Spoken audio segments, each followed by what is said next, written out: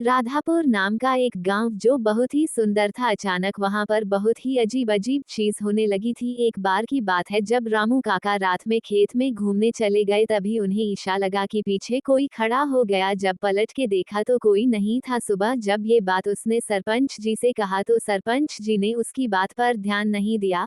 कुछ दिन बाद फिर से रात में चुड़ैल गांव में, तभी उसने रूपा ने देख लिया और डर से वही होश खो दिया। सुबह जब आँख खुला तो उसने देखा कि लोग वहाँ है। रात हुए घटना के बारे में बताया, लोगों ने उसे पागल बोला और वहाँ से चल गए। अमावस की वो रात जब चुड़ैल ने गांव में एक बार फिर से आई, बाहर ना पाकर एक घर के अंदर चल गई, जहाँ उसने एक औरत देखी जिसका नाम रूपा था। चुड़ैल ने अपनी शक्ति से रूपा को मार दिया। ये बात पूरी गाँव में फेल हो गई। सबको लगा कि उसके शराबी पति ने उसे मार दिया, जो कि सच नहीं था। रामू काका को इन घटनाओं को लेकर एक शक बैठे गया। तब वो एक साधु बाबा के पास गए। बाबा ने बताया कि आपके गांव में एक चुड़ैल और वो बहुत शक्तिशाली है। रामू काका ने बाबा से विनती की कि आप हमारे गांव को बचा लीजिए। बाबा ने रामू काका के साथ जाने का निश्चय किया और दोनों गांव की ओर चल दिए। जब तक रात हो चुकी थी और चुड़ैल ने गांव में अपना आतंक दिखाने लगी, सभी गांव चुड़ैल के डर से लोग इधर उधर भागने लगे। तब तक रामू काका और साधु बाबा दोनों आ गए। फिर बाबा ने जल्दी जल्दी मंत्र पढ़ना शुरू किया। फिर चुड़ैल जलने लगी। तब जाकर गांव के लोगों ने राहत की सांस लिया।